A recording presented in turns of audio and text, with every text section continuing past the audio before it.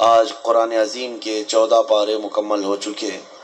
اللہ کریم بقیہ قرآن عظیم کے حصے کو صحیح تجویز سے تلاوت کرنے اور آپ سب کو سماعت کرنے کی توفیق عطا فرمائے۔ سبحان اللہ۔ عزیزان گرامی، آج ہم نے سورۃ الحجر کی تلاوت کی ہے اور سورہ نحل کی۔ یہ دو صورتیں قرآن پاک میں آئی ہیں، دونوں کے معنی اگر میں آپ کو بتاؤں تو سننے والے کو ایسا لگے گا کہ اس کا کیا مطلب ہے۔ حجر کہتے ہیں پتھر کو، حجر اسود آپ نے سنا ہوگا۔ حجر جو ہے پتھر کو کہتے ہیں، اصحاب الحجر کا اس میں نام ہے، یعنی پتھر والے لوگ، وہ ایک قوم تھی، ان کا تذکرہ اس میں آیا ہے۔ اور سورۃ النحل دوسری سورہ ہے جس کا مطلب ہے شہد، شہد کے نام سے پوری قرآن میں سورہ ہے۔ وہ دونوں کا تذکرہ قرآن پاک میں آیا ہے اور دونوں بہت عجیب و غریب چیزوں کا ذکر ہے۔ یہ اصحاب الحجر کون تھے؟ پتھر والے لوگ۔ یہ ایک ایسی قوم تھی، بہت اونچے چوڑے لمبے لوگ تھے، بڑے طاقتور لوگ تھے، اور ان کا کام یہ تھا کہ پورے پتھر کے پہاڑ کو ہاتھوں سے تراش کر کے اپنا گھر بنا لیتے تھے۔ یہ معمولی بات نہیں ہے، یعنی پتھر کو ڈیزائن کرنا، تراشنا اور اس کے اندر جو ہے دروازے بنانا، کمرے بنانا، سب پہاڑ کے اندر ہی ہوتا تھا۔ باقی کوئی چیز اینٹ سیمنٹ سے جس طرح دیواریں بنائی جاتی ہیں نہیں ہے، یہ وہ آج بھی ان کے بنائے ہوئے گھر میں موجود ہے۔ مدائن صالح اس کو کہا جاتا ہے، سعودی عرب میں یہ شہر موجود ہے الاولا نام سے۔ اب ان لوگوں نے اس کو پکنک پوائنٹ بنا دیا ہے۔ پہلے وہاں کوئی جاتا نہیں تھا، لیکن اب ہر چیز میں پیسہ چاہیے تو اس کو بھی ٹورسٹ پلیس کے طور پر کھول دیا گیا ہے۔ تو یہ حضرت صالح علیہ السلام کی قوم ہے۔ حضرت صالح علیہ السلام کو اس قوم کی ہدایت کے لیے بھیجا گیا تھا۔ تو حضرت صالح علیہ السلام آئے۔ اس قوم کو قوم سمود بھی کہا گیا ہے۔ اکڑ بھی بہت تھی، گھمنڈ بھی بہت تھا۔ جتنے لمبے تھے اتنے گھمنڈ بھی تھے، متکبر تھے، اور وہ اپنے سامنے کسی کو بھی کچھ نہیں سمجھتے۔ وہ سمجھتے کہ سب سے زیادہ طاقتور ہم ہیں، اور بڑے فنکار لوگ تھے۔ تو جب حضرت صالح علیہ السلام ان کے پاس آئے اور ایمان کی انہیں دعوت دی، ایک تو وہ طاقتور تھے، پہاڑوں کو تراش کر گھر تو بنا لیتے، لیکن ایمان سے محروم تھے۔ حضرت صالح علیہ السلام نے ایک خدا کی طرف دعوت دی، اللہ کی عبادت کرو اور دوسرے بتوں کی پوجا، یہ فلاں فلاں چیزیں چھوڑ دو۔ انہوں نے کہا آپ جھوٹ بولتے ہیں، یہ سب چیزیں ہوتی نہیں ہیں۔ وَلَقَدْ كَذَّبَ أَصْحَابُ الْحِجْرِ الْمُرْسَلِينَ۔ کذب کا مطلب ہوتا ہے جھٹلا دیا۔ حضرت صالح علیہ السلام کو سیدھے سے انہوں نے نکار دیا، کہا کہ آپ نبی نہیں ہیں، آپ کوئی نبی ہیں، کوئی رسول ہیں۔ تو بہرحال حضرت صالح علیہ السلام کنٹینیو دعوت دیتے رہے۔ تو اس قوم نے کیا کہا جانتے ہیں؟ ہم تو اپنے ہاتھوں سے پہاڑ کو تراشتے ہیں تو گھر بن جاتا ہے، آپ اگر سچ میں اللہ کے نبی ہیں تو اس پہاڑ سے کوئی زندہ جانور نکال کر کے دکھا دیجیے۔ آپ پہاڑ کے یعنی پتھروں سے۔ تو حضرت صالح علیہ السلام کو چیلنج کیا تھا لوگوں نے۔ نبی صالح علیہ السلام ایک پتھر کے پاس آئے اور اس پتھر کو آپ نے ہاتھ مارا تو اس پتھر سے ایک اونٹنی پیدا ہوئی، اور وہ بھی حاملہ اونٹنی، چلتی تھی، پھرتی تھی، ساری چیزیں۔ آپ کو میں یہ بات بتا دوں کہ جانور سے جانور کا پیدا ہونا یہ نیچرل ہے، اور کسی پتھر سے ایک جاندار پیدا ہو جانا، اس کو کیا کہیں گے؟ یہ معجزہ ہے۔ اب یہاں پر میں رک کر کے آپ کو یہ بتا دوں، کچھ لوگ یہ کہتے ہیں یہ سب کہانیاں ہیں اسلام میں، جیسے ایتھسٹ، ان کے بہت اعتراضات ہیں کہ معجزہ ایسا کیسے ہو سکتا ہے، چاند کیسے پھٹ گیا۔ آپ کہتے ہیں یہ سب تو آپ کی بنائی ہوئی باتیں ہیں، یہ معجزے کو نہیں مانتے کہ نیچر کے خلاف ایسا نہیں ہو سکتا۔ ہم کہتے ہیں نیچرل چیز آپ کو یہ لگتی ہے، لیکن کچھ چیزیں ایسی ہوتی ہیں جس کو سپر نیچر کہا جاتا ہے۔ قانون سے بھی بڑھ کر کے کوئی چیز ہوتی ہے، قانون سے بڑھ کر کے، یعنی کوئی چیزیں ہیں دنیا میں، کچھ قانون ہے. میں آپ سے پوچھتا ہوں، گریویٹی کا قانون پتہ ہے نا؟ اکثر سارے بچے جو پڑھے لکھے ہیں وہ جانتے ہیں گریویٹی، یہ لا آف گریویٹی جس کو کہتے ہیں، کوئی بھی چیز اوپر جائے گی تو زمین کی طرف نیچے گر جائے گی. ہاں، ایک چھوٹی سی بھی چیز، ابھی اس کو میں انگوٹھی کو ادھر چھوڑوں تو کیا یہ رکھی کھڑی رہے گی؟ قانون کیا ہے گریویٹی کا؟ جو لا آف گریویٹی، ہر چیز زمین اس کو کھینچتی ہے، کشش ثقل اس کو کہتے ہیں. ہر وزنی چیز کو زمین اپنی طرف کھینچ لیتی، یہ قانون ہے، لا آف گریویٹی ہے. لیکن اس کے برخلاف بھی تو ہم دیکھ رہے ہیں، ہزاروں کلو کے وزن کی ایروپلین ہوا میں اڑتی ہے، اس کو زمین کیوں نہیں کھینچ لیتی؟ یہ کچھ لا آف گریویٹی سے بڑھ کر کے کوئی انسان ہی نے بنایا نا، اور دنیا اس کو ایکسپٹ کر رہی ہے. ہونا تو یہ چاہیے، پانی میں ایک چھوٹا سا تنکا بھی ڈال دو، کیا ہوگا؟ پانی میں اندر چلا جائے گا. لیکن ہزاروں ٹن وزن لے کر کے کچھ شپ، کچھ جہاز پانی پر ایسے ہی تیرتے ہوئے جاتے ہیں، انسانوں کو بھی لے کے چل رہے، سامان کو بھی لے کے چل رہے. تو قانون جو ہے اس سے ہٹ کر کے بھی تو کچھ چیزیں ہوئی ہیں نا، دنیا میں ہو بھی رہی ہیں. تو معجزہ جو ہوتا ہے وہ سپر نیچر ہے، اور یہ بھی اللہ کے نبیوں سے ہے. جب لوگ ان سے مطالبہ کرتے ہیں تب اللہ تعالیٰ اپنے نبی کو یہ اختیار دیتا ہے، اور وہ نبی اپنی طاقت سے ایسا معجزہ دکھاتے ہیں. اب پتھر سے اونٹنی کا پیدا ہونا یہ معجزہ ہے. ان کو، بعض لوگوں کو یہ ہضم نہیں ہوگی بات اور سمجھ میں نہیں آئے گی. ان سے کہو اگر سمجھ میں آ جائے تو معجزہ ہی نہیں ہے. اگر سمجھ میں آ جائے، معجزہ وہ ہے جو عام انسان کی سمجھ میں نہ آئے. بے شک عام انسان کی سمجھ میں نہ آئے وہ کیا ہے؟ معجزہ. حضرت صالح علیہ السلام نے کر کے دکھایا. اب وہ اونٹنی چرتی بھی تھی، آتی بھی تھی، یہ صاف نشانی دیکھ رہے تھے وہ لوگ، کفار و مشرکین. لیکن ہوتا ہے نا کچھ لوگ جو انت بھکت ہوتے ہیں، گوبر بھکت ہوتے ہیں، ان کو ہزار صاف نشانیاں دکھیں، نہیں، نہ ایمان لانا نہیں ہے. انکار کر دیا انہوں نے، کہا کہ یہ نہیں ہو سکتا. تو حضرت صالح علیہ السلام کی اونٹنی چرتی تو رہی، اور اس کے بعد ہوا یہ کہ وہ جو گاؤں کا تالاب تھا، جب وہ اونٹنی اس میں پانی پینے جاتی تو پورا پانی پی جاتی. تو اب ان کو ڈر لگنے لگا کہ ہمارے مویشی، ہمارے جانور کہاں پانی پئیں گے. تو وہ دشمنی کر بیٹھے اللہ کی اونٹنی سے. اس کو ناقۃ اللہ کہا ہے قرآن میں، ناقۃ اللہ، اللہ کی اونٹنی ہے. تو اب پھر اس کی دشمنی کرنے لگے. حضرت صالح علیہ السلام نے ڈرایا، یہ اللہ کی نشانی ہے، اس کے ساتھ چھیڑ چھاڑ کرو گے تو اللہ کا عذاب آئے گا، اس اونٹنی کو کچھ نہ کرنا. ہاں پانی کی ضرورت ہے، میں باری لگا دیتا ہوں، ایک دن یہ اونٹنی پانی پیے گی، ایک دن تمہارے جانور پانی پیے گے. اس طرح باری لگی، سب کو پانی ملتا تھا. لیکن اس کے باوجود یہ قوم سمود جو غرور اور گھمنڈ میں مبتلا تھے، انہوں نے ایک دن حضرت صالح علیہ السلام کی اس اونٹنی کو پکڑا اور تیر مار کر کے اس کو قتل کر دیا، اس کو مار دیا. جب اونٹنی جیسی ہی ختم ہو گئی، اللہ کا عذاب آنا تھا. وہ کیا کہتے تھے پتہ ہے؟ ہمیں پتہ ہے عذابات کا آپ جو ڈر سناتے ہیں، اگر نوح علیہ السلام کی قوم پر جیسے عذاب آیا تھا، کیا آیا تھا؟ طوفان، پانی بھر گیا تھا. اگر آسمان سے بارش بھی نازل ہو، طوفان بھی آئے تو ہمیں کچھ فرق نہیں پڑے گا، کیونکہ ہم بہت اونچے پہاڑوں پہ رہتے ہیں. پتھر کے پہاڑ اس کے اندر رہتے تھے، پہاڑ تو نہیں بہیں گے. دوسری چیز، اگر لوط علیہ السلام کی قوم پر جیسے عذاب آیا پتھر برسنے کا، اگر وہ بھی آ جائے تب بھی ہمارے پہاڑوں جیسے گھروں پر کچھ بھی اثر نہیں ہوگا. کون سا عذاب؟ اگر بہت تیز ہوائیں بھی آئیں تو پہاڑوں کو اٹھا کے تو نہیں لے جا سکتی. یہ پورا ایک ایک پہاڑ 2000 3000 فٹ اونچے پہاڑ ہیں. آج بھی جا کے دیکھ سکتے ہیں آپ، اتنے اونچے اونچے پہاڑوں کو تراش دیتے تھے اور گھر بنا کر اس میں رہتے، کہ ہوائیں بھی اس کو نہیں اڑا سکتی.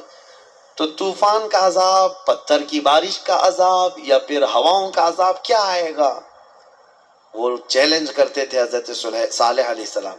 حضرت صالح علیہ السلام نے اللہ کی بارگاہ میں عرض کی کہ مولا میں نے جو دعوت دینی تھی ان کو دے دی اور یہ سرکشی پر اتر آئے ہیں.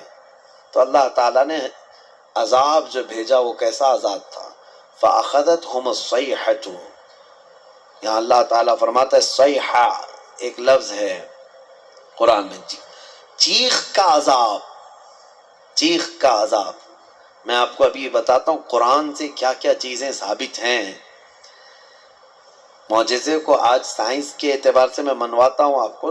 جیسے ابھی میں نے کہا کچھ قانون ایسے ہیں جو سپر نیچر ہے، قانون سے جو عام ہے اس سے بڑھ کر کے.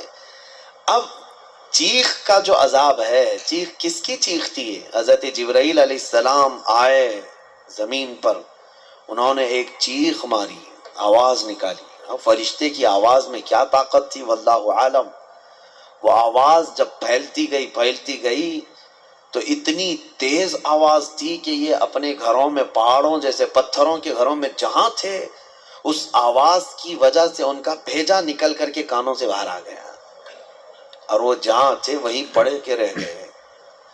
آواز کو برداشت نہیں کر سکتا آدمی. اب میں آپ کو بتاؤں، دنیا چیخ کے عذاب کو دیکھ چکی ہے، تبھی جا کر کے یہ بم والی جو آج کیفیت ہے کئی جگہوں پر، جو بارود بم وغیرہ جو بنائے گئے، اس میں ہوتا کیا ہے؟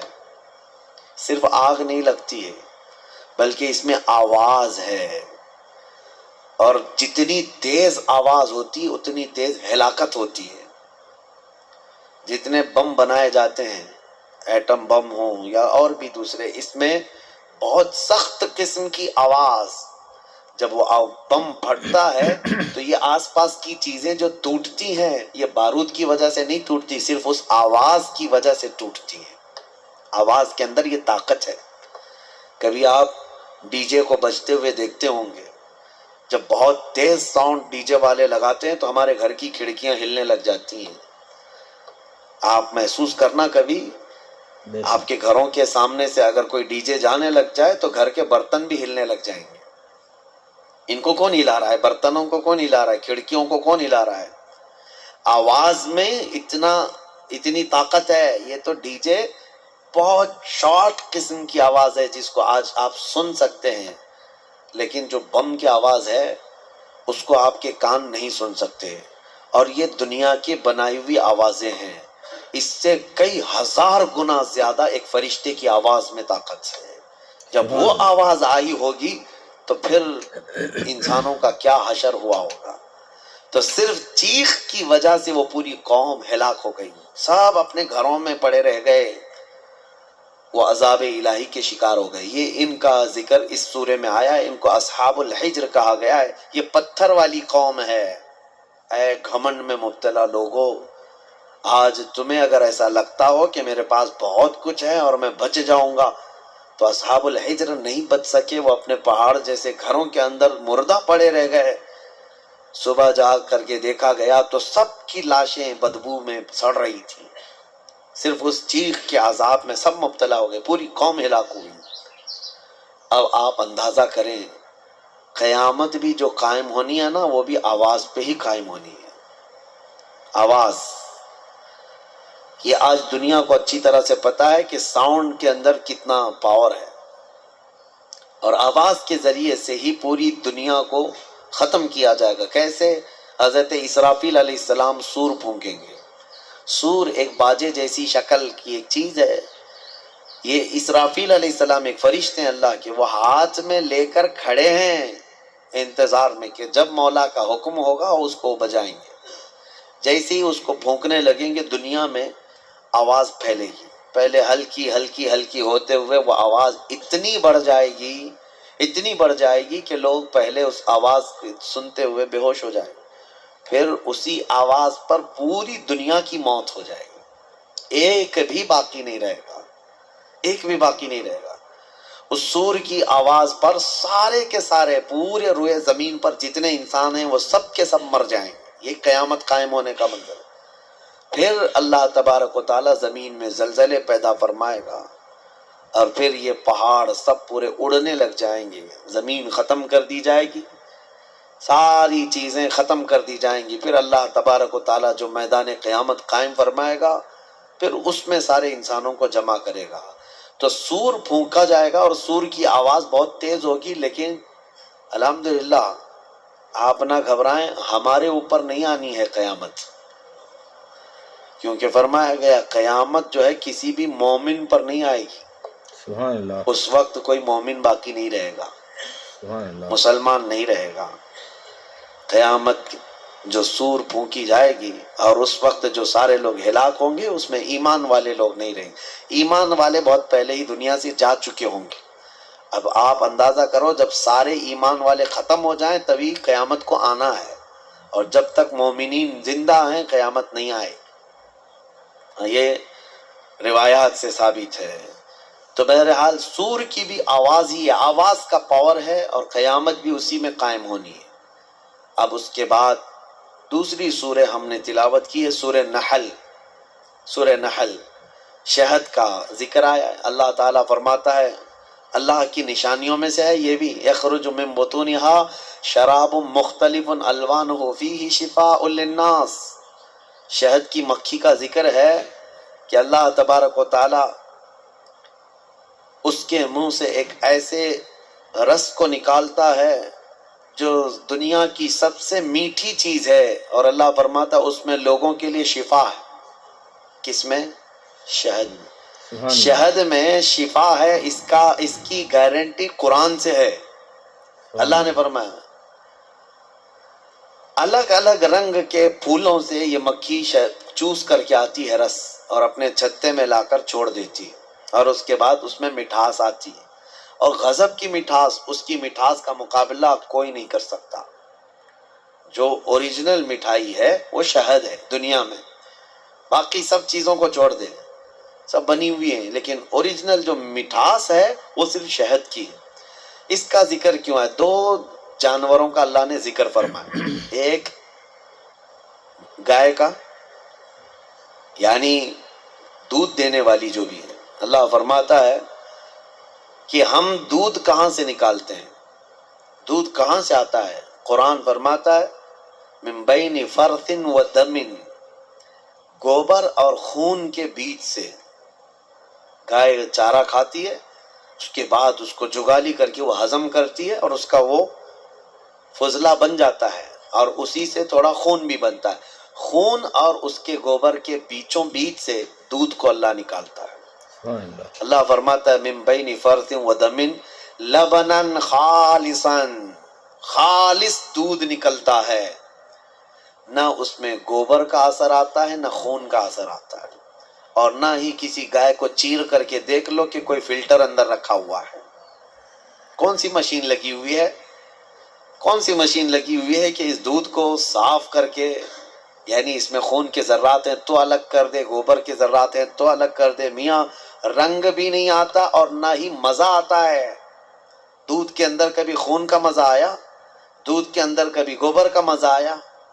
نہ مزے کو اللہ ملنے دیتا ہے، نہ اس کے اثر کو، نہ اس کے رنگ کو ملنے دیتا ہے۔ اور قرآن میں اللہ فرماتا ہے کہ ان دونوں کے بیچ سے خالص دودھ کو نکالتا ہے اللہ تعالیٰ، اور یہ پینے والوں کے لیے پیٹ بھرنے والی غذا ہے۔ ایک اس کا ذکر ہے اس جانور کا، اور دوسرا مکھی کا، کہ مکھی جو ہے یہ عبرت کی چیز ہے، شہد کی مکھی۔ اللہ کرے کہ آپ کو کبھی ڈنک نہ مارے، کبھی ڈنک نہ مارے۔ اگر یہ مارتی ہے تو زہر چڑھتا ہے، جسم پھول جائے گا، چہرے پہ اگر کاٹ لے، کئی لوگوں کا اس میں انتقال بھی ہوا، موت بھی ہوتی ہے۔ اگر کئی مکھیاں مل کر کے کاٹ دیں آدمی کو شہد کی، آدمی مر سکتا ہے، زہر ہے۔ سمجھ میں نہیں آتا وہ زہریلی مکھی ہے، اور پھولوں کا جو رس چوستی ہے اس میں سے آپ بھی چوس کے لا کے اپنے گھر میں تھوک کے دیکھو، گلاب کو چوس لو، موگرے کو چوس لو، چمیلی کو چوس لو، اور اپنے گھر کے ایک کٹوری میں تھوک کے دیکھو، بدبو ہی آئے گی۔ اور پھولوں کا رس تو کڑوا ہی ہوتا ہے، لیکن وہ مکھی زہریلی خود بھی ہے اور چوستی کڑوے پھولوں کا رس ہے، اور لا کر کے چھتے میں جب ڈالتی ہے تو نہایت ہی شیریں، نہایت ہی میٹھی چیز۔ اب اللہ تبارک و تعالیٰ فرماتا ہے کون ہے جو اس میں مٹھاس پیدا کرتا ہے؟ کون ہے اس کو مٹھاس پیدا کرنے والا؟ کون ہے؟ وہ خالق کائنات ہے۔ جو پھولوں کو رنگ دیتا ہے اور شہد کے مکھی کے منہ میں مٹھاس دیتا ہے. اب اسی کو کہا گیا ہے، یہ عبرت کی چیز ہے. ویسے آپ کو میں یہ بات بھی بتا دوں، وہ ڈنک مارے تو زہریلی، لیکن تھوک دے اپنے چھتے میں تو وہ شفا والی غذا ہے. ایک ہی منہ سے دو چیزیں کیسے؟ اتنا زہر بھی ہے کہ کاٹے تو مر جائے، اور اتنا ہے کہ اپنے گھر میں چھوڑے تو بیماروں کو شفا بھی ہو جائے. سبحان اللہ. ایک ہی مکھی کے اندر یہ دو چیزیں. اعلیٰ حضرت فاضل بریلوی رضی اللہ تعالیٰ عنہ کی یاد آتی ہے. آپ نے فرمایا گستاخان رسول کو، وہ فرماتے ہیں اعلیٰ حضرت ظالموں میں شہد کی مکھی کی طرح ہوں. اعلیٰ حضرت اپنے آپ کو کہتے ہیں میں شہد کی مکھی کی طرح ہوں، جس کی مٹھاس کا بھی جواب نہیں، جس کے ڈنک کا بھی جواب نہیں. سبحان وہ اللہ. اپنوں کے لیے میٹھا رس دیتا ہے اور ظالموں کے لیے وہ ڈنک بھی مارتا ہے. اعلیٰ حضرت نے اپنے لیے مثال میں فرمایا شہد کی مکھی کی طرح. لیکن میں آپ کو ایک روایت یہ بھی بتاؤں، اس شہد کی مکھی کے اندر جو مٹھاس آتی ہے، اتنی مٹھاس کیسے؟ فرمایا کہ یہ جب پھولوں کا رس چوستی ہے تو پھولوں کا رس چوس کر اپنے گھر جانے تک یہ حضور پاک پر درود پڑتی ہے. سبحان اللہ. اور اس درود کی برکت ہے حضور پاک صلی اللہ تعالیٰ علیہ وسلم کے کہ اس کے منہ میں مٹھاس پیدا ہوتی ہے. اللہ تعالیٰ ہمارے منہ میں مٹھاس پیدا فرمائے، آمین. زبان میں آپ کے اثر پیدا فرمائے. آمین. یہ دونوں چیزیں اللہ تعالیٰ نے عبرت کے طور پر فرمایا ہے. دو جانوروں کا ذکر ہے اور دونوں عبرت کے لیے ہے. اب ان لوگوں کو آج کے زمانے میں پتا چل رہا ہوگا نا کہ دودھ کہاں سے نکلتا ہے. آج سرچ کر کے بتا رہے ہوں گے نا کہ دودھ کہاں سے نکلتا ہے. ڈائری والوں کو پوچھو یا اس کے جو ریسرچ اسکالرز ہیں ان سے پوچھیں. لیکن قرآن 1400 سال پہلے بغیر کسی سونوگرافی کے، بغیر کسی چیر پھاڑ کے جب بتا رہا ہے، تو آج بھی ان لوگوں کو عقل میں نہیں آتی بات کہ آخر یہ باتیں قرآن میں آئی کیسے. اس وقت نہ سائنس کا وجود، نہ کسی مشین کا وجود. تو محمد عربی صلی اللہ تعالیٰ علیہ وسلم کی زبان سے جو کلمات نکلے وہ ان کے اپنے نہیں ہیں، یہ خلاق کائنات کے کلمات ہیں. سبحان جس اللہ. نے پوری کائنات کو پیدا کیا اسی نے یہ تمام چیزیں بیان کیا. آج ہی کے پارے میں ہم نے دو بہت اہم آیتیں تلاوت کی ہیں، وہ ہمارے لیے بہت ہی ہمت والی آیتیں ہیں. اللہ فرماتا انا نحن نزلنا الذکر وانا له لحافظون، بے شک ہم نے ہی قرآن کو اتارا ہے اور ہم ہی اس کی حفاظت کرنے والے ہیں. اللہ کا وعدہ ہے. یہ 26 لے کر کے جو بیٹھے ہوئے ہیں یہ پاکھنڈی مر جائیں گے، قرآن کا کچھ نہیں کر سکیں گے، کچھ نہیں کر سکیں گے. قرآن برسوں سے اسی طرح محفوظ ہے. اچھا ایک بات میں آپ کو بتا دوں، ایک جاہل بدتمیز قسم کا ایتھیسٹ اٹھا سوال کرتا ہے، کافی پہلے کی بات ہے، کہا کہ کہتے قرآن کو اللہ ہی حفاظت کرتا ہے، اللہ ہی حفاظت کرتا ہے. لے جا کر کے اس نے ہاتھ سے جلا دیا. کہا میں جلایا، قرآن تو بچا نہیں. یہ ایسی ہی پاگل ہے جیسے نمرود نے کیا تھا. حضرت ابراہیم علیہ السلام نے کیا کہا تھا نمرود سے؟ میں اس خدا کی عبادت کرتا ہوں جو موت بھی دیتا ہے، حیات بھی دیتا ہے. تو اس نے کیا کیا؟ جیل سے 2 قیدیوں کو نکالا اور ایک کو مار ڈالا اور ایک کو آزاد کیا. کہا میں بھی زندگی اور موت دیتا ہوں. یہ ایسی پاگل ایتھیسٹ ہے. اس نے قرآن کو جلا کر کے یا ختم کر کے کہا کہ یہ کہاں بچ سکا. نادانو، قرآن کا مطلب یہ اوراق نہیں ہے، یہ فنا ہے. یہ چیزیں ورق جو ہے یہ دنیا کی بنی ہوئی ہے. ہم اس ریولیشن کو مانتے ہیں جو قرآن نازل ہوا ہے، جو نفس مضمون ہے، وہ کبھی فنا نہیں ہوگا، وہ کبھی ختم نہیں ہوگا. وہ علم الہی ہے، وہ اللہ کی صفت ہے، بے شک. وہ اللہ کی صفت ہے. قرآن میرے سینے میں ہے، ان کے سینے میں ہے، یا ورق پر ہے، یہ سب چیزیں جا سکتی ہیں، یہ چیزیں جا سکتی ہیں، لیکن وہ ریولیشن، وہ نزول قرآن کا وہ کبھی ختم نہیں ہوگا. اس کے متعلق ہم کہتے ہیں تم 100 نہیں، 1000 نہیں، لاکھ جلا لو. اوراق کو جلانے کا مطلب یہ سمجھتے ہیں کہ قرآن جلا دیا، قرآن ختم ہو گیا. نہیں، قرآن کی حفاظت اللہ خود فرما رہا ہے. اللہ فرما رہا ہے. یہ اپنے گھر دیکھ لیں، گھر نہیں بچا پا رہے ہیں، ان کا اپنا کوئی محفوظ نہیں رہ گیا ہے. اور یہ آج کی بات نہیں ہے میرے عزیزو، برسوں سے. ایک سوال یہ بھی آتا ہے کہ قرآن وہی آتھینٹک ہے یا نہیں. اس سے قبل بھی میں پہلی ہی تفسیر میں اس کو بتا دیا تھا جب شروع کیے تھے ہم لوگ. یہ سوالات یہ ملحدین کی طرف سے آتے ہیں، بددین ایتھسٹ جو ہیں، ناستک لوگ، وہ کہتے ہیں کہ کیسے پتا. ہم نے یہی کہا کہ اگر اس کے خلاف تمہارے پاس کوئی ثبوت ہے کہ کوئی دوسرا بھی قرآن تھا تو لا کے دکھا دو. 1400 سال سے کہاں سوئے ہوئے تھے سارے لوگ؟ ایک ہی قرآن کیوں ہے پوری دنیا میں جو الحمدللہ سے شروع ہوتا ہے والناس پہ ختم ہوتا ہے؟ وہ کہیں کا بھی ہو، امریکہ کا ہو، انڈیا کا ہو، افریقہ کا ہو، پاکستان کا ہو، عرب کا ہو، کہیں پر بھی جاؤ قرآن آپ کو یہی ملنے والا ہے. حتیٰ کہ ہمارے درمیان سینکڑوں فرقے ہو گئے ہوں گے، ہر فرقے میں قرآن یہی ہے، یہی قرآن ہے. شیعوں کے ہاں بھی، دیوبندیوں کے ہاں بھی، اہل حدیث کے ہاں بھی، چاہے جتنے بھی مکاتب فکر دنیا میں ہیں، فرقے ہیں، سب کے پاس قرآن یہی ہے، یہی قرآن ہے. تو کوئی الگ قرآن کیوں نہیں ملتا؟ یہ ان کے لیے سب سے بڑا سوال ہے کہ اتنے تواتر تک، یعنی لاکھوں لوگوں کا ایک چیز پر جمع ہونا دنیا میں محال ہے، کوئی ایک تو اگینسٹ ہوگا. اب مسئلہ یہی ہے نا کہ قرآن کے خلاف یہ اس لیے زہر اگلتے رہتے ہیں کہ کبڑا یہ چاہتا ہے کہ پوری دنیا کبڑی ہو جائے. وہ یہ نہیں چاہتا کہ میری پیٹھ صحیح ہو جائے، وہ یہ چاہتا ہے کہ دنیا میں سب ویسے ہی دکھتے رہیں جیسے میں کبڑا ہوں. ہاں، خود کے گھروں کی کتابوں کا حال تو یہ ہے کہ بیچارے یہاں ایک الگ پبلش ہوتی ہے، وہاں ایک الگ پبلش ہوتی ہے، سب کے روایتیں بدلی ہوئی ہیں، اس کا مضمون الگ ہے، اس کا مضمون الگ ہے. بائبل پتہ نہیں مارکیٹ میں کتنی ملتی ہے، الگ الگ ہے. ویدوں میں تبدیلیاں ہیں، پران میں تبدیلیاں ہیں، شرح لکھنے والوں میں الگ الگ باتیں ہیں. تو ظاہر سی بات ہے دنیا میں دوسری کتابوں کو انہوں نے دیکھا تو سوچتے ہیں قرآن بھی ایسا ہی ہے. میں یہ کہتا ہوں ترجمے ہزار ہو سکتے ہیں، تفسیریں ہزار ہو سکتی ہیں، لیکن قرآن کا وہ نفس مضمون ایک ہی رہے گا، قیامت تک ایک ہی رہنے والا ہے. اور یہی اللہ کا وعدہ ہے، ہم نے ہی قرآن کو اتارا ہے اور ہم ہی اس کی حفاظت کرتے ہیں. ہاں، اور دوسری آیت جو میں کہہ رہا ہوں، 2 آیتیں ہم نے پڑھی ہے. دوسری آیت ہے وَنَزَّلْنَا عَلَيْكَ الْقُرْآنَ تِبْيَانًا لِكُلِّ شَيْءٍ. اللہ فرماتا ہے ہم نے قرآن میں ہر چیز کا واضح بیان کر دیا ہے، واضح بیان کر دیا. میں تقریباً آج سے 10 سال پہلے کی بات ہوگی، تو 2012 وغیرہ میں ایک صاحب وہ پوچھنے لگے، وہ بڑے ماڈرن خیالات کے ہیں، تو انہوں نے کہا آپ کہہ رہے ہیں قرآن میں ہر چیز کا واضح بیان ہے، تو کیا پیٹرول کا بھی ذکر ہے قرآن میں؟ اور پتہ نہیں پیٹرول ہی شاید اس کو زیادہ اچھا لگتا ہو یا پیٹرول پیتا ہو.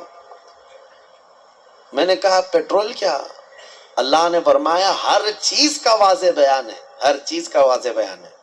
ہم نے ان سے پوچھا تمہیں پتہ ہے سمندر میں موتیاں ہیں؟ پتہ ہے نا، سمندر میں ہی ہوتی ہے نا موتیاں. کہا ہاں ہے. کہا جاؤ ڈوب کے لے کے آؤ. کہا ہمارا کام نہیں ہے. کہا کس کا ہے؟ وہ جوہری کا کام ہے جو غوطہ لگاتا ہے. کہا یہی قرآن میں ہر چیز کا بیان ہے، اس میں غوطہ لگانے کا کام اماموں کا ہے جو مجتہدین ہیں، ائمہ مجتہدین ہیں، علماء صالحین ہیں. جس کا جیسا علم ہوگا وہ غوطہ لگاتا ہے اور قرآن سے نکالتا ہے. ارے سیدنا عبداللہ ابن عباس سید المفسرین صحابی ہیں، حضور سے سب سے زیادہ قرآن کی تفسیر سیکھنے والے. وہ کہتے ہیں قرآن کے علم کے بارے میں اگر میرے اونٹ کے گلے کی رسی بھی گم ہو جائے تو میں قرآن سے ڈھونڈ لوں گا. سبحان اللہ. ہاں، قرآن سے ڈھونڈ لوں گا. تو یہ ہر چیز کا واضح بیان ہے، لیکن یہ اپنے اپنے ظرف کی بات ہے، اپنے اپنے علم کی بات ہے. ہمیں پتہ ہے سمندر میں بہت سارے خزانے ہیں، لیکن ہر ایک کا کام نہیں ہے کہ سمندر میں جا کے موتیاں لے آئے. ہاں، کچھ لوگ کوشش کر بھی لیں گے تو سیپیاں لا سکتے ہیں، سیپ لے لیں گے. موتیاں لانا اور وہ سب جانکار لوگوں کا، ماہرین کا کام ہوتا ہے. اسی طرح میرے عزیزوں قرآن عظیم میں ہر چیز کا واضح بیان ہے. اس کا مطلب اب یہ بھی نہیں ایک فرقہ نکلا ہے اہل قرآن. ابھی ایک فرقہ ہے، انٹرنیٹ پر کتنے فرقے آئیں گے پتہ نہیں. ابھی 72 تو بہت پہلے ہی ہو گئے جو جہنم میں جانے والے تھے، ابھی آ ہی رہے ہیں، ان کی شاخیں پہ شاخیں ہو رہی ہے. اہل قرآن اور اللہ کی پناہ یہ اکثر جو ہے نا پاکستان سے نکلتے ہیں. ایک اسی طرح کا فرقہ جس میں وہ یہ کہتے کسی بھی حدیث کی ضرورت نہیں، کسی بھی چیز کی ضرورت نہیں، ہمارے لیے قرآن کافی ہے۔ قرآن میں اللہ نے فرمایا نا ہر چیز کا واضح بیان کیا، تو اس آیت کی وجہ سے اب کسی دوسری چیز کی ضرورت نہیں، بس قرآن ہی کافی ہے، قرآن ہی کافی۔ وہ دنیا کو ایسا گمراہ کرتا ہے آدمی، ہاں بات کرنے نہیں دیتا علماء کو، لیکن وہ لوگوں پر اپنے لچھے دار باتوں سے حاوی ہونے کی کوشش کرتا ہے۔ ہر چیز کا بیان قرآن میں، ہر چیز کا بیان قرآن میں۔ کافی سال پہلے ہمارے استاد گرامی حضور محدث کبیر رحمۃ اللہ ادام اللہ اقبالہ، آپ نے فرمایا تھا کہ آپ کا ایک اہل قرآن سے کسی سے مباحثہ ہو رہا تھا، ہر چیز کا بیان قرآن میں، ہمارے لیے قرآن کافی ہے۔ تو حضرت نے اس سے کہا کہ تو ٹھیک ہے، کتا کھانا کہاں ہے، کیا ہے بتائیے، حلال ہے کیا حرام ہے؟ قرآن میں اس کا ذکر ہونا چاہیے، صاف صاف ذکر ہو، کتا کھانا کیا ہے۔ اگر حلال ہے تو پہلے تم کباب بنا کے کھاؤ، اور حرام ہے تو پھر قرآن سے دکھاؤ۔ نہیں تھا۔ کیا قرآن میں ہر جانور کا پرٹیکولر نام ہے؟ نہیں ہے، فارمولے بتائے گئے ہیں، اور قرآن کو سمجھنے کے لیے رسول پاک کی حدیث ضروری ہے، کیونکہ وہی نور ہے جو اس پر روشنی ڈالتا ہے۔ نبی پاک صلی اللہ علیہ وسلم کی حدیثوں کے بغیر قرآن کو سمجھنے کی کوشش کرو گے، پھر اٹکل پچھو مارتے رہ جاؤ گے، اس کا مطلب یہ ہو سکتا ہے، اس کا مطلب یہ ہو سکتا ہے۔ نبی پاک صلی اللہ تعالی علیہ وسلم کی احادیث سے جس نے قرآن کو سمجھا وہ ہدایت پر ہے، وہ ہدایت پر ہے۔ ورنہ یہی انٹرنیٹ کے کیڑے جو ابھی نکلے ہوئے ہیں، اپنا فرقہ بنائے، اور انہوں نے کیا کیا انکار کر دیا، معجزہ نہیں ہوتا، یہ تورات زبور انجیل کوئی کتاب ہی نہیں تھی، ہاں، اور سب سے افضل قوم جو تھی وہ بنی اسرائیل تھی، امت محمدیہ نہیں ہے۔ آیتوں کے ذریعے سے بہت کچھ توڑ مروڑ کر کے مانے۔ کہاں سے سمجھ رہا ہے؟ اس سے سوال کرو تو کہا ہم اپنی عقل سے سمجھتے ہیں، عقل سے سمجھتے ہیں، ان کو حدیث کی ضرورت نہیں، حدیث کا لفظ تک نہیں لیتے، وہ کہتے ہیں عقل سے، ہم اپنی عقل سے سمجھتے ہیں، اللہ نے ہم کو اتنی ہدایت دی۔ اگر ان سے صرف ایک سوال کر لیں، ایک سوال کر لیں، سب چیزیں تمہارے لیے قرآن ہی کافی ہے نا؟ پہلی بات تو یہ بتاؤ کہ یہ قرآن تم تک آیا کیسے؟ کیا تمہاری عقل پہ ڈائریکٹ نازل ہو گیا، جبرائیل امین لا کر کے دے دی؟ کہاں سے آیا قرآن؟ اس کی آتھینٹیسٹی چاہیے، تو ان کو بولنا پڑے گا، ان کو بولنا پڑے گا کہ رسول اللہ پر نازل ہوا، اور اس کو جمع کس نے کیا؟ کس نے کیا؟ عام لوگ جانتے ہیں، صحابہ اکرام نے جمع کیا۔ اب صحابہ اکرام سے تابعین میں آیا، تابعین سے پھر اولیاء امت میں آیا، یہ ایسے ہی چلتا چلتا قرآن ہمارے تک آیا نا۔ اب یہ صاحب یہ بیچ کے سارے سند ہٹانا چاہتے ہیں، نہیں، ہم کو ڈائریکٹ چاہیے۔ اگر تم یہ صحابہ کرام اور تابعین کے سلسلے کو ختم کرو گے تو قرآن کی سند بھی نہیں رہ جائے گی، قرآن کی سند بھی نہیں رہ جائے گا۔ قرآن کو اگر تم حقانیت والا کتاب مانتے ہو تو یہ ماننا پڑے گا اس کو ہم تک پہنچانے والی جو ذاتیں ہیں وہ نبی پاک صلی اللہ علیہ وسلم کے سچے غلام ہیں، اور انہوں نے ہی حضور کی حدیثیں بھی بیان کی، اور قرآن کی تشریح بھی انہوں نے ہی ہمیں سمجھایا۔ اسی لیے قرآن کو اپنی عقل سے نہیں بلکہ صحابہ اور تابعین کی سمجھ سے ہمیں سمجھنا ہے۔ جیسے رسول اللہ نے انہیں سمجھایا ہے ویسے ہم قرآن سمجھنا چاہتے ہیں، تو عقل نہیں، گوگل نہیں، بلکہ فہم صحابہ جس کو کہتے ہیں، صحابہ اکرام۔ ابھی لوگوں کو بڑا آسان ہے، آیت سمجھنا ہے گوگل کر دو، اور گوگل لا کر کے دیا، اور گوگل کتنی جگہ گلیوں میں پھنساتا ہے پتہ ہے، بڑی بڑی گاڑیاں لے جا کر کے نکڑ پہ لگا دیتا ہے۔ گوگل میپ والی آنٹی جو بولتی ہے اس کے پیچھے پیچھے چل کر کے کتنی مرتبہ تو ہم بھی دھوکے کھائے۔ ہاں، ہم کو جو ہے دلی سے نکل کر کے گاڑی میں 6 لوگ تھے، میپ لگا کر کے چل رہے ہیں، میں کہا کہ مجھے پتہ ہے راستہ، ڈرائیور صاحب رامپور کے تھے، کہے کہ نہیں میپ سے چلیں گے، رات کے 2 بج چکے ہیں، میپ سے چلتے چلتے کچے راستے پر لے کے گئے۔ میں کہا بریلی کا راستہ اتنا کچا تو نہیں ہے، دلی ایئرپورٹ سے بریلی جانا ہے، کچے راستے پر لے جا کر ایک جگہ ڈیڈ اینڈ آ گیا، کچھ بھی نہیں، اور بیریکیٹنگ ڈال کر کے پولیس لوگ کھڑے ہیں، ٹارچ ہمارے اوپر مارنے لگے۔ کہا ادھر کیوں آئے؟ ہم نے کہا کہ ہم بریلی جا رہے ہیں۔ انہوں نے کہا یہ تو سب جیل ہے، یہاں کیسے آ گئے رات کے 3 بجے؟ تو یہ ہے گوگل وہاں تک پہنچاتا ہے۔ بہت سارے لوگ صرف جو ہے نا آیتوں کو گوگل کر کے وہیں تک جیل تک جانا چاہتے ہیں۔ صرف اس پر ڈیپینڈ مت رہو. ہاں میں نہیں اس کا انکار نہیں کرتا کہ اس میں کچھ نہیں ہے لیکن یہ آتھینٹک ہے یا نہیں اس کو سمجھنے کے لیے پھر تمہیں علماء حق کی ضرورت ہوگی. آج جو فارورڈ ہو رہے ہیں نا سارے میسیجز حدیث حدیث حدیث کہہ کر وظیفے وظیفے وظیفے، اس کے لیے بھی کیا تمہارے پاس اتنی عقل ہے کہ حقیقت میں یہ بخاری کی حدیث ہے یا نہیں؟ کیسے پتا تمہیں؟ یہ مسلم شریف کا اس میں ریفرنس دے دیا، کیسے پتا تمہیں؟ ایک بات یاد رکھو، قیامت تک جتنی بھی ٹیکنالوجی آ جائے لیکن علماء صالحین جو اصول جانتے ہیں ان کے محتاج ہی رہیں گے. امام غزالی رحمۃ اللہ علیہ فرماتے ہیں اگر علماء اس زمین پر نہ ہوں تو انسان سب جانور ہیں، وہ صرف جانوروں کی طرح گھومتے رہ جائیں. آپ کو حق اور باطل میں فرق کرنے کا طریقہ انٹرنیٹ سے نہیں معلوم پڑے گا، پھر تمہیں کسی کے ہاں جا کر کے سمجھنا ہی ہوگا. بہرحال اللہ تبارک و تعالی ہمیں قرآن سے ہدایت عطا فرمائے آمین اور بد دین اور گمراہوں کی صحبت سے اللہ ہماری حفاظت فرمائے. آمین جو اہل قرآن جو نیچری فرقہ ہے اللہ تعالیٰ اس سے آپ کی حفاظت فرمائے. جنہوں نے فرشتوں کا انکار کر دیا، شیطان کا انکار کر دیا اور جنت کا، دوزخ کا، حساب کا، کتاب کا، سب چیزوں کا انکار کر دیا. وہ کہتے ہیں جو چیز نہیں دکھتی وہ ہوتی نہیں ہے، جو چیز دکھتی نہیں ہے وہ ہوتی نہیں. وہ جتنی دکھتی ہے اتنی ہی وہ مانتے ہیں، جتنی وہ دکھتی ہے ان کو اتنی ہی مانتے ہیں. 9 مہینے تک اپنی بیوی کے پیٹ میں بچہ بھی نہیں مانتے، جب تک آیا نہیں دنیا میں تب تک بچہ ہے نہیں. ہاں دکھنے والی چیز ہی ان کو یقین کرنا. اور دوسری ایک عجیب سی بات ہے، جتنی چیزیں دکھتی اسی پر ایمان لاتے ہو، اسی کو سمجھتے ہو، پھر یہ بھی کہتے ہو کہ گیلیکسی میں جو ہے اتنے سٹارز ہیں، کیا کیا ہیں اس میں، بہت سارے یہ ستارے گناتے سیارے ہیں. ہاں اور پھر ان کے سولار سسٹم کے جو سٹارز ہیں وہ کہاں سے انہوں نے لا کے دکھایا؟ کیا ہر آدمی دیکھ رہا؟ آپ نے دیکھا یورینس، نیپچون، پلوٹو، یہ سب پتہ ہے نا سب آپ لوگوں کو؟ آپ جا کے دیکھ کے آئے سولار سسٹم میں جو ستارے سائنس دکھا، دیکھ کر کیا ہے؟ نہیں، لیکن سب مان رہے ہیں. کس نے کہا؟ سائنسدانوں نے کہا. سائنسدانوں نے کہہ دیا کہ سولار سسٹم میں یورینس بھی ہے، نیپچون بھی ہے، پلوٹو بھی ہے، فلاں فلاں سٹارز ہیں. آپ آنکھ بند کر کے مان رہے ہیں. اور یہ تو اتنا یقین ہے کہ چاند میں جا کر کے آ گئے، وہ بھی مان رہے ہیں، چاند کی ساری چیزیں مان لیے.